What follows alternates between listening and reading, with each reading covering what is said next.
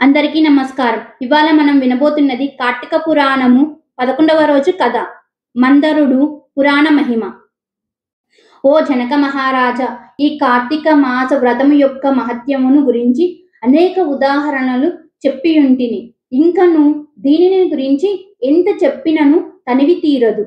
ఈ మాసమందు విష్ణువును అవిస పువ్వులతో పూజించిన ఎడల చాంద్రాయణ వ్రతము చేసినంత ఫలము కలుగును.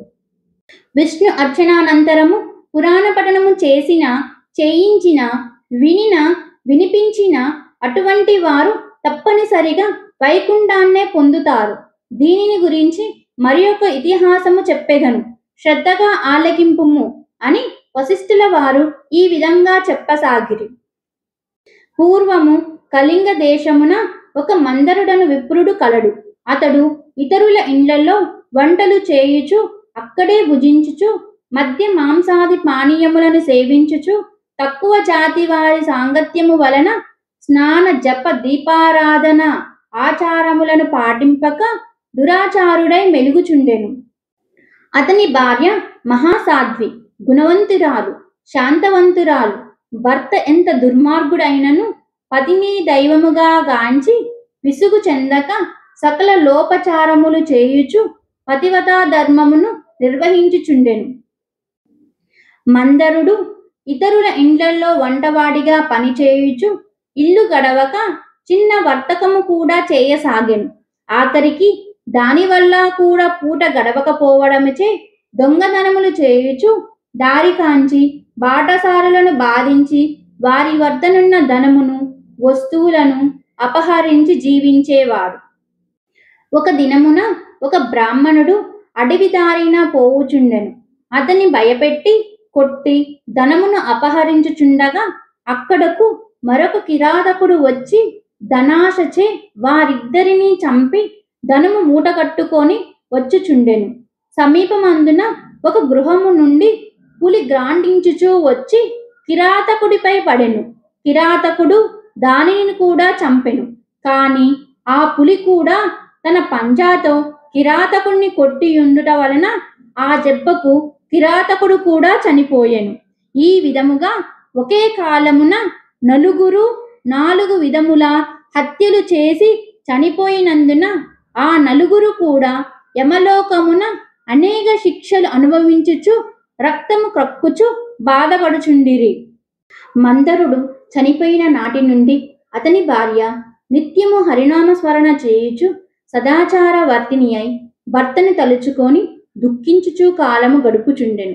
కొన్నాళ్లకు ఆమె ఇంటికి ఒక ఋషి పుంగముడు వచ్చెను.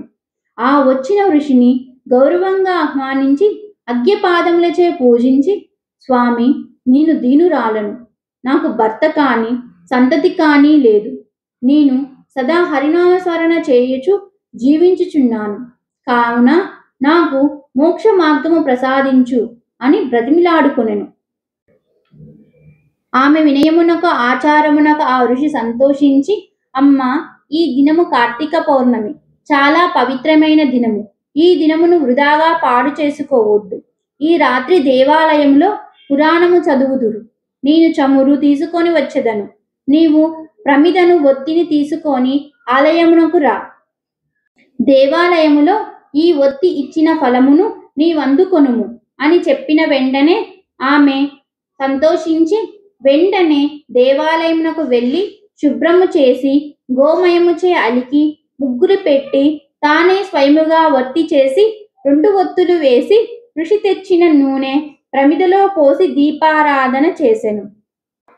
అటు తరువాత ఇంటికి వెడలి తనకు కనిపించిన వారినెల్లా ఆ రోజు రాత్రి ఆలయమందు జరుగు పురాణ కాలక్షేపమునకు రమ్మని చెప్పెను. ఆమె కూడా రాత్రంతయు పురాణము వినెను. ఆనాటి నుండి ఆమె విష్ణు చింతతో కాలము గడుపుచు కొంతకాలమునకు మరణించెను. ఆమె పుణ్యాత్మురాలగుట వల్ల విష్ణుదూతలు వచ్చి విమానం ఎక్కించి వైకుంఠమునకు తీసుకొని పోయిరి. కాని ఆమెకు పాపాత్ముడైన భర్తతో సహవాసము వలన కొంచెము దోషముండుట చేత మార్గమధ్యమున యమలోకమునకు తీసుకొని పోయిరి. అచ్చట నరకమందు మరి ముగ్గురితో బాధపడుచున్న తన భర్తను చూసి, ఓ విష్ణుదూతలారా, నా భర్త మరి ముగ్గురు ఈ నరక బాధ పడుచున్నారు. కాన నా యందు దయ ఉంచి వానిని ఉద్ధరింపుడని ప్రార్థించెను. అంత విష్ణుదూతలు, అమ్మా, నీ భర్త బ్రాహ్మణుడయుండియు స్నాన సంధ్యాదులు మాని పాపాత్ముడైన వాడు. రెండవ వాడు కూడా బ్రాహ్మణుడైనను అతడు కూడా ధనాశచే ప్రాణహితుణ్ణి చంపి ధనము అపహరించెను. మూడవ వాడు పులి. నాలుగవ వాడు పూర్వము ద్రావిడ దేశమున బ్రాహ్మణుడై జన్మించెను.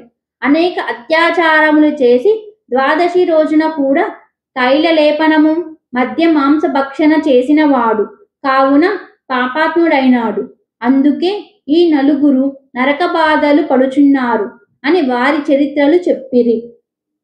అందులకు ఆమె చాలా విచారించి, ఓ పుణ్యాత్ములారా, నా భర్తతో పాటు మిగిలిన ముగ్గురును కూడా ఉద్ధరింపుడని ప్రార్థించగా, అందులకు దూతలు, అమ్మా, కార్తీక శుద్ధ పౌర్ణమి నాడు నీవు ఒత్తి చేసిన ఫలమును ఆ పులికి, ప్రమిదను చేసిన ఫలమును కిరాతకునకు, పురాణము వినుట వలన కలిగిన ఫలమును విప్రునికి దారపోసినచో వానికి మోక్షము కలుగునని చెప్పగా, అందులకు ఆమె అట్లే దారపోసెను. ఆ నలుగురును ఆమె కడకు వచ్చి విమానము ఎక్కి వైకుంఠమునకు వెళ్ళిరి. కావున ఓ రాజా, కార్తీక మాసమున పురాణము వినుట వలన, దీపము వెలిగించుట వలన ఎట్టి ఫలము కలిగెనో వింటివా అని వశిష్ఠుల వారు అడిగిరి. ఇదే కార్తీక పురాణం 11వ రోజు మహిమ. ఈ పవిత్రమైన కథను ప్రతిరోజు వింటే పుణ్యం కలుగుతుంది. ఈ వీడియో నచ్చినట్లయితే లైక్ చేయండి, షేర్ చేయండి, ఈ ఛానల్కి సబ్స్క్రైబ్ చేయండి. మళ్ళీ కలుద్దాం కార్తీక పురాణం 12వ రోజు కథతో.